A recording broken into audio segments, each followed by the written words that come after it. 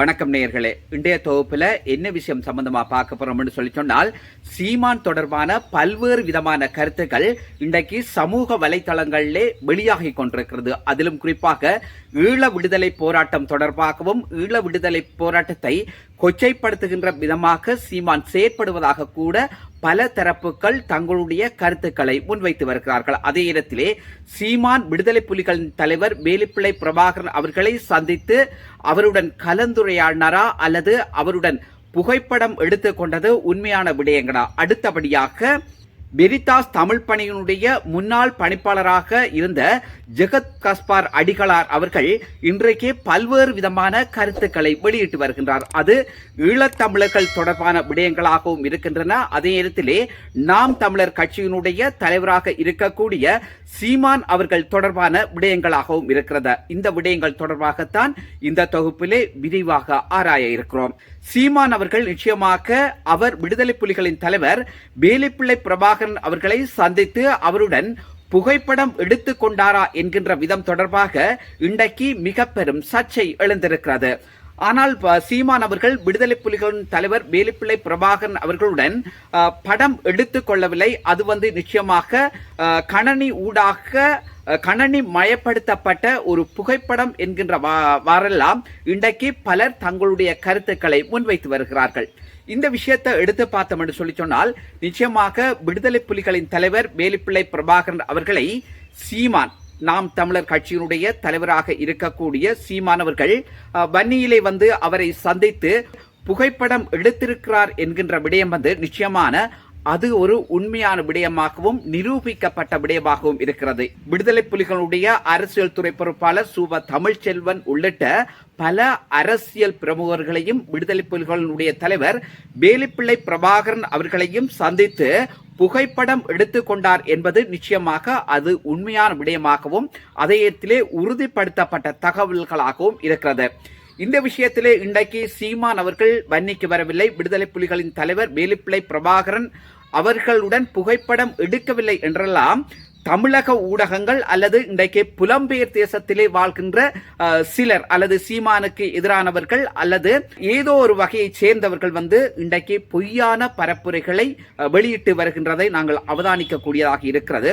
அதே நேரத்திலே இந்த தொகுப்பு சீமானுக்கு ஆதரவாகவோ அல்லது சீமானுக்கு வக்காலத்து வேண்டுவதற்கான தொகுப்பல்ல, மக்களுக்கு உண்மையை தெளிவுபடுத்துவதற்கான தொகுப்பாகவே இருக்கிறது. இந்த இடத்திலே நிச்சயமாக சீமானுடைய அல்லது சீமானுக்கு ஆதரவாக எந்த விதமான கருத்துக்களையும் இந்த இடத்துல நாங்கள் தெரிவிக்கவில்லை. அதே நேரத்திலே நடந்த சம்பவத்தை உள்ளபடி மட்டும் சொல்வதுதான் எங்களுடைய தார்மீக பொறுப்பாகவும் இருக்கிறது. ஆனால் இந்த இடத்துல சீமான் தொடர்பாக நாங்கள் சொல்கின்ற அத்தனை விடயங்களும் உண்மையானதாக இருக்கிறது. தமிழகத்தை சேர்ந்த ஈழ விடுதலை போராட்டத்தினுடைய ஆதரவாளர்கள் பலர் வன்னிக்கு வந்திருந்தார்கள். அதில் சிலர் விடுதலை புலிகளுடைய தலைவர் வேலுப்பிள்ளை பிரபாகரன் அவர்களை சந்தித்ததாக கூட தகவல்கள் வெளியாகி இருக்கின்றன. இயக்குனர் பாரதி ராஜா, இயக்குனர் தங்கப்பச்சான், அதே ஓவியர் புகழேந்தி, இயக்குனர் முள்ளும் மலரும் புகழ் மகேந்திரன் மையா அவருடைய புதல்வராக இருக்கக்கூடிய யான் அவர்கள், மறைந்த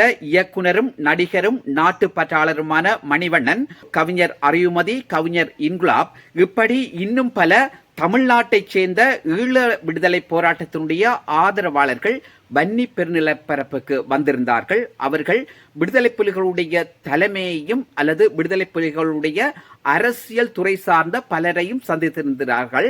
அதே நேரத்திலே நான் பெயர் குறிப்பிட்ட அத்துணை பேரும் விடுதலை புலிகளினுடைய தலைவர் வேலுப்பிள்ளை பிரபாகரன் அவர்களை சந்தித்தார்களா என்று பார்த்தமாக இருந்தால் நிச்சயமாக அது அத்தனையும் இல்லை என்பதுதான் உண்மையான விடயமாக இருக்கிறது. அதே சீமான் அவர்கள் விடுதலை புலிகளுடைய தலைவர் அவர்களை சந்தித்தார் என்பது ஊர்ஜிதப்படுத்தப்பட்ட தகவல்களாக இருக்கிறது.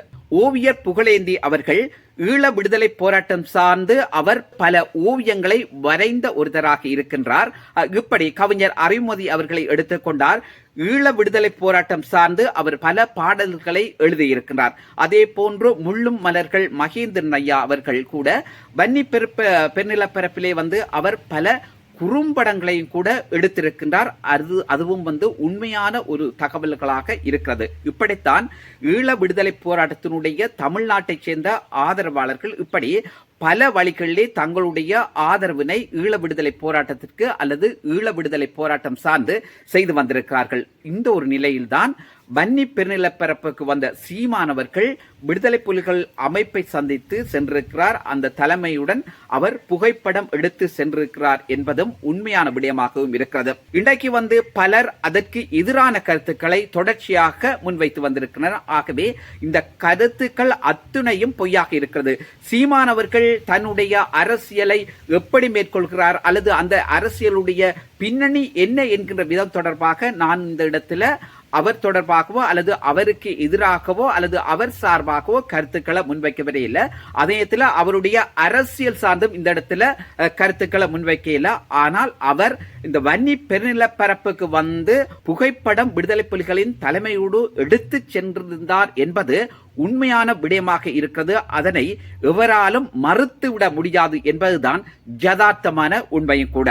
இந்த இடத்தில்தான் இன்னும் ஒரு விஷயத்தை நான் கூறலாம் நினைக்கிறேன். இயக்குனர் பாரதி ராஜா அவர் வன்னிக்கு பல படங்களை எடுப்பதற்கான தன்னுடைய ஆதரவுகளை அல்லது கருத்துக்களை கூட வெளியிட்டிருந்தார். அதே விடுதலை புலிகளுடைய அரசியல் துறை பொறுப்பாளராக அப்போது இருந்த சூப்பர் தமிழ்ச்செல்வன் அவர்களையும் சந்தித்து கலந்துரையாடி இருந்தார் என்பதும் முக்கியமான விடயமாகவும் இருக்கிறது. அதே இது எல்லோராலும் அறியப்பட்ட விடயமாகவும் இருக்கிறது.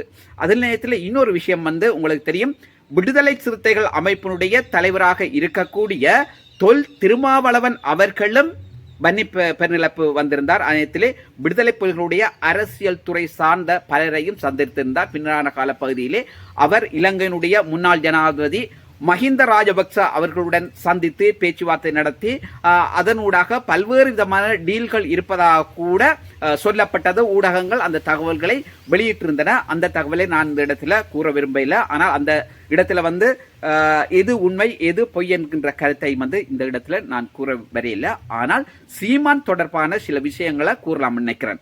ஜெகத் கஸ்பார் அவர்கள் ஒரு விடயத்தை மிக தெளிவாக சொல்லியிருக்கிறார். ஜெகத் கஸ்பார் சொன்னால் நிச்சயமாக ஈழ விடுதலை போராட்டம் தொடர்பாகவும் அதாவது ஈழ மண்ணிலே வாழக்கூடிய எங்களுடைய மக்களுடைய வலிகளை அல்லது எங்களுடைய மக்கள் பட்ட வேதனைகளை அந்த இடப்பெயர்களை உண்மையை உள்ளதை உள்ளபடி கூறிய ஒரு வானொலியாக வெரிதாஸ் தமிழ்பலி வானொலி இருந்திருக்கிறது என்பது எவராலும் மறக்க முடியாத உண்மையாக இருந்திருக்கிறது.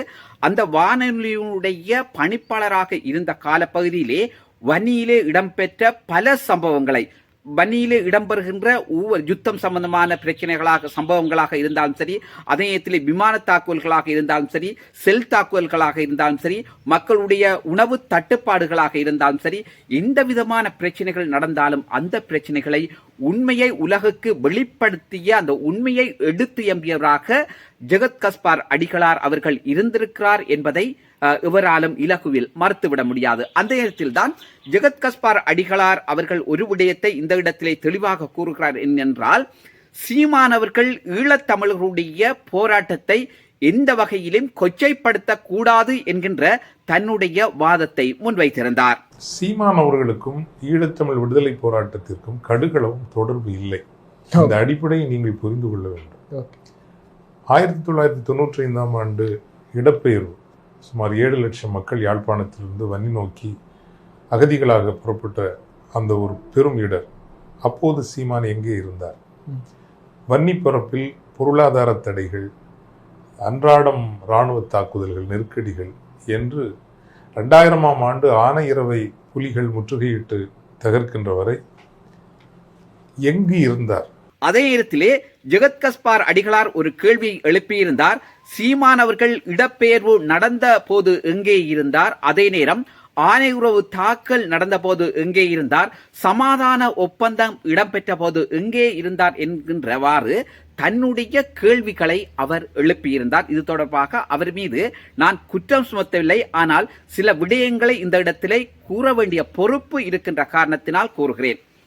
சீமானவர்களை பொறுத்தவரையிலே வன்னி பெருநிலப்பரப்புக்கு வந்த பலர் இன்றைய விடுதலை புலிகளுடைய தமிழ்நாட்டைச் சேர்ந்த ஆதரவாளர்கள் அல்லது ஈழ விடுதலை போராட்டத்தினுடைய ஆதரவாளர்கள் பலர் வந்திருந்த போதும் சீமான் அவர்களை விடுதலை புலிகளுடைய தலைவர் சந்தித்ததற்கான காரணம் என்ன என்கின்ற இந்த கேள்வியும் இந்த இடத்திலே எழுகிறது. அப்படி என்றால் இவர்களுடன் ஒப்பிடுகின்ற போது இவர்களை விட விடுதலை புலிகளுடைய தலைவர் அவர்கள் சீமான் அவர்களிடம் ஒருபடி மதிப்பையும் மரியாதையும் வைத்திருந்தார் என்பதை உணர முடிகிறது. ஏனென்று சொல்லி சொன்னால் இந்த இடத்துல சீமான் அவர்களுடைய அரசியல் பின்புலம் எப்படி இருக்கிறது அல்லது அவரை யார் இயக்குகிறார்கள் என்கின்ற விஷயம் சம்பந்தமா நான் சொல்ல வரே இல்லை, அது தொடர்பாகவும் கருத்து கூற வரே இல்லை. ஆனால் உள்ள விஷயத்தை மட்டும் உள்ளதை கூற வேண்டிய பொறுப்பு இருக்கிறதால தான் இந்த இடத்துல இதை சொல்றேன். அடுத்தபடியாக சீமானவர்களை இந்திய உளவுத்துறை தான் தற்போது இயக்கி வருவதாக கூட ஜெகத் கஸ்பார் அவர்கள் தன்னுடைய கருத்தை முன்வைத்திருக்கிறார். இந்திய உளவு அமைப்பு என்னுடைய கணிப்பின்படி இந்த பாசிபிகேஷன் என்று சொல்வார்கள், ஒரு பெரும் அழிவு நடக்கிற போது அந்த அழிவுக்கு பிந்தைய எழுச்சி ஒன்று வரும். அந்த எழுச்சியை மட்டுப்படுத்துவதற்கும் சமன்படுத்துவதற்கும் அது அடிப்படையில் ஒரு நீங்க ரஜினிகாந்த் சினிமா பார்க்குற மாதிரி அந்த சினிமாவில் அவர் அநீதியை ஒழிச்சிடுவார் இல்லைங்களா, அதை பார்க்குறவங்களுக்கு ஒரு கத்தார்சிஸ்ன்னு சொல்லுவோம். அப்பா தீமை அழிந்து விட்டது, திரையில் தீமை அழிந்து விட்டது, உடனே அந்த நிம்மதியில் இவங்க வெளியே வருவாங்க. அதே போலத்தான் ஈழ விடுதலை போராட்டத்தையும் ஒரு ஆசுவாசப்படுத்தும் ஒரு ஆள் ஒன்று வேண்டும் என்று கண்டெடுக்கப்பட்ட ஒரு ஆள் தான் திரு சீமான். இந்த கருத்தை பொறுத்தவரையிலே இது ஜெகத் கஸ்பார் அடிகளார் அவருடைய கருத்தாகவும் இருக்கிறது.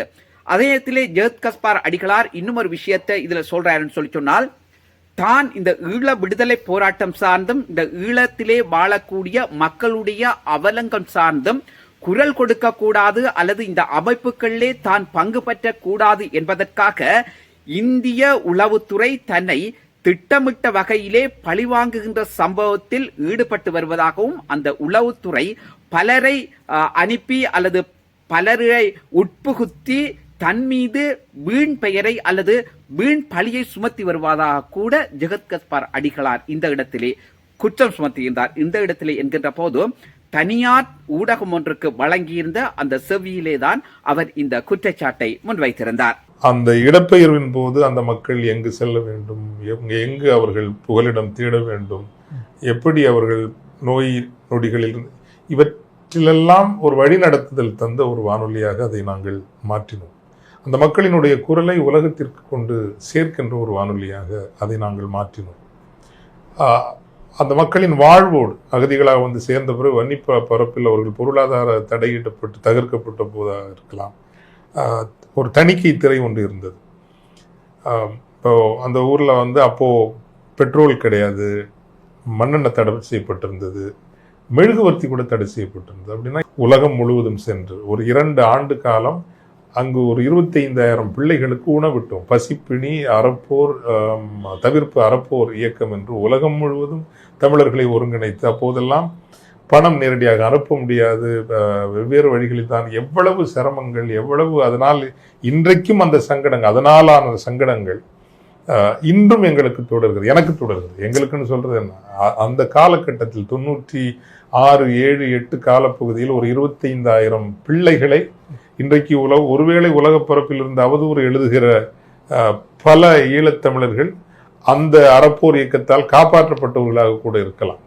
இன்று உலகம் முழுவதும் சென்று வசதியாக இருக்கிறார்கள் அல்லவா, அவர்களுக்கு பன்னி பகுதியில் இருந்து சென்றிருந்தால் அவர்களுக்கு உணவிட்ட ஒரு சிறிய பணியில் எங்கள் குரலும் இருந்திருக்கும்.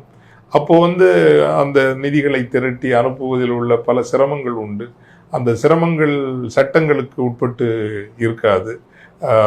அதனாலேயே இன்றும் நான் சில நாடுகளுக்கு பயணப்பட முடியாது என்கின்ற ஒரு எவ்வளவு பிரச்சனைகளை சந்தித்து இப்படி அந்த மக்களின் வாழ்வோடு நடந்த ஒரு வழிப்பயணம். சீமான் அவர்கள் தொடர்பாக ஊடகம் ஒன்று ஜெகத் கஸ்பார் அடிகளாரிடம் எழுப்பப்பட்ட கேள்விக்கு, அது எப்படியான கேள்வி என்றால், விடுதலை புலிகளின் தலைவர் வேலுப்பிள்ளை பிரபாகரன் அவர்களை சீமான் அவர்கள் சந்தித்து புகைப்படம் எடுத்தாரா இல்லையா, இது உண்மையான விஷயமா என்று கேட்டிருந்த போது அதற்கு ஜெகத் கஸ்பார் அடிகளார் வழங்கிய பதில் என்று சொன்னால், அவர் புகைப்படம் எடுத்திருக்கலாம், அதை நான் மறக்கவில்லை. ஆனால் அவர் ஈழ விடுதலை போராட்டத்தை கொச்சைப்படுத்துகின்ற விதமாகவோ அல்லது ஈழ விடுதலை போராட்டத்தை வைத்துக் கொண்டோ, ஆனால் ஈழ விடுதலை அந்த தியாகங்களை நீங்கள் எடுத்து தாங்கிக் கொண்டோ அதை சுவீகரித்துக் கொள்வதற்கு கடுகளவும் உங்களுக்கு தார்மீகம் கிடையாது. ஏனென்றால் போராட்டத்தோடு நடந்தவர்களும் அல்ல, வளர்ந்தவர்களும் அல்ல. நீங்கள் உளவுத்துறையால் கொண்டு வரப்பட்டவர்கள். தன்னுடைய அரசியலை மேற்கொள்வது என்பது ஏற்றுக்கொள்ளப்பட முடியாத விடயம் என்கிறதை ஜெகத் கஸ்பார் அடிகளார் அவர்கள் கூறியிருந்தார். முள்ளிவாய்க்கால் அழிவுக்கு பிந்தைய ஈழச் செயற்பாடுகளில் எங்களை போன்றவர்கள் இருக்கக்கூடாது என்று உளவுத்துறை விரும்பியது. அதனால் திட்டமிட்டே அங்க ஒரு பெரிய அதுக்கு தான் உங்களுக்கு ஜூனியர் விடன் இருக்குது. இப்போ நீங்கள் ஜூனியர் விடனே எடுத்துங்களேன், எப்படி அவங்க சிதைச்சாங்கன்னா 2006 திமுக ஆட்சிக்கு வந்த பிறகு அவங்க எப்படி யூஸ் பண்ணுவாங்க ஒரு உதாரணத்துக்கு சொல்றேன். அப்போது திமுகவுக்கு கொஞ்சம் நெருக்கமாக நான் செயல்பட்டு வந்தேன். டாக்டர் கலைஞர் அவர்களை தனிப்பட்ட முறையில் சந்திக்கின்ற ஒரு ஒரு வாய்ப்புகள்லாம் இருந்தது. இந்த ஜூனியர் விடன் உளவுத்துறையால் உந்தப்பட்டு ஒரே ஒரு ஆர்டிக்கல் இருந்தாங்க, கவர் ஸ்டோரி எழுத, அரசின் ஆசி பெற்ற மர்ம மனிதர். அதில் எப்படி சித்தரிச்சாங்கன்னா, தமிழ்நாட்டில் புலிகளினுடைய மிக பயங்கரமான ஒரு ரகசிய ஆள்னா ஜெகத் கஸ்பார். அதாவது அதிகாரத்திற்கும் நமக்குமான அந்த தொடர்பை துண்டிக்க வேண்டும் என்பது அவர்களுடைய விருப்பம். அது அப்படித்தான் நடந்தது. அது சீமானல்ல எவராக இருந்தாலும் ஈழத்தமிழர்களுடைய விடுதலை போராட்டத்தை கொச்சைப்படுத்தியோ அல்லது அந்த விடுதலை போராட்டத்தை முன்னிறுத்தியோ அரசியல் செய்வதை ஏற்றுக்கொள்ள முடியாத ஒரு விஷயமாக இருக்கிறது. அதே சீமான் அவர்கள் தான் அந்த அரசியலை முன்னெடுத்து வருகிறார் என்கிற விஷயத்தை நான் சொல்ல வரையில எவராக இருந்தாலும் ஈழத்தமிழர்களுடைய விடுதலை போராட்டத்தை கொச்சைப்படுத்தி அல்லது அதனை முன்னிறுத்தி எவரும் தங்களுடைய பிழைப்புக்காக அல்லது தங்களுடைய அரசியலுக்காக இப்படி அதாவது இந்த போராட்டத்தை வைத்து தங்களுடைய அரசியலை முன்னிறுத்துவது என்பது ஒரு மனவேதனைக்குரிய விடயம், அதே ஏற்றுக்கொள்ள முடியாத விடயமாகவும் இருக்கிறது. இருந்த போதிலும் இன்றைக்கு சீமான் அவர்கள் தொடர்பான சர்ச்சை தான் இன்றைக்கு மேலெழுந்திருக்கிறது, அல்லது இன்றைக்கு உலகத்திலே வாழக்கூடிய தமிழர்கள் மத்தியிலே ஒரு பேசு பொருளாக மாறியிருக்கிறது. விடுதலை புலிகளுடைய தலைவர் அவர்களுடன் சீமான் எடுத்துக்கொண்ட படம் என்பது அது போலியான படம் என்கிறவாறுதான் இன்றைக்கு செய்திகள் அல்லது யூடியூப்களிலே அந்த தகவல்கள் வெளிவந்திருந்தன. நிச்சயமாக இந்த விஷயத்துல சீமான் அவர்கள் விடுதலை புலிகளின் தலைவர் வேலிப்பிள்ளை பிரபாகர் அவர்களுடன் புகைப்படம் எடுத்துக்கொண்டார் என்பது உண்மையான விடயமாகவும் உறுதிப்படுத்தப்பட்ட விடயமாகவும் இருக்கிறது. அதனை எவரும் இலகுவில் மறுத்துவிட முடியாது. இதுதான் யதார்த்தமான விடயமாகவும் இருக்கிறது. இணையத்திலே உலகத்திலே வாழக்கூடிய எங்களுடைய தமிழ் சொந்தங்கள், அது ஈழத்திலும் இருக்கலாம், புலம்பெயர் தேசங்களிலும் இருக்கலாம், அதே தமிழ்நாட்டிலே, குறிப்பாக தமிழ்நாட்டிலே இருக்கக்கூடிய எங்களுடைய சொந்தங்கள் இந்த விஷயத்தை மிக தெளிவாக புரிந்து கொள்ள வேண்டும். இது ஒரு போலியான பரப்புரை. சீமான் அவர்கள் புலிகளின் தலைவர் வேலிப்பிள்ளை பிரபாகரனை சந்தித்து புகைப்படம் எடுத்தார் என்பது உண்மையான விஷயம். ஆனால் அதனை வைத்து அவர் அரசியல் செய்வாராக இருந்தால் அது ஏற்றுக்கொள்ளப்பட முடியாத விடயமாகவும், அதே விடுதலை புலிகளுடைய தலைவருக்கும் ஈழ விடுதலை போராட்டத்துக்கும் அவர் செய்கின்ற மிக பெரும் துரோகமாக பார்க்கப்படும் என்பதில் எந்த விதமான சந்தேகமும் கிடையாது. நல்ல சொந்தங்களை மீண்டும் ஒரு தொகுப்பினூடாக உங்கள் அனைவரையும் சந்திக்கிறேன். நன்றி, வணக்கம்.